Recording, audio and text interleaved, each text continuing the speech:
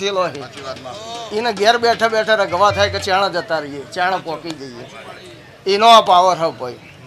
એટલે અત્યારે હાલની તારીખમાં દેવ છોય જતો જ નહીં રહ્યો. કોઈ એમ કહેતો ને કે દેવ જતો રહ્યો, આપણો મન જતો રહે ભાઈ. બહેના ઉપર જ માતા મેળવા ફરે. અમારી સાચી વાત તો પછી મળજી.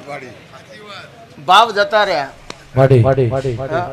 અંદરનો પેટ ખાર વધી ગયું. દેરો તો જતો રહ્યો નથી, પણ આપણામાં ખાર પહેરી ગયો એટલે દેરો ખારમાં તો કશું ઉગતું નહીં, તો દેરો હે ને ઉભો રહી.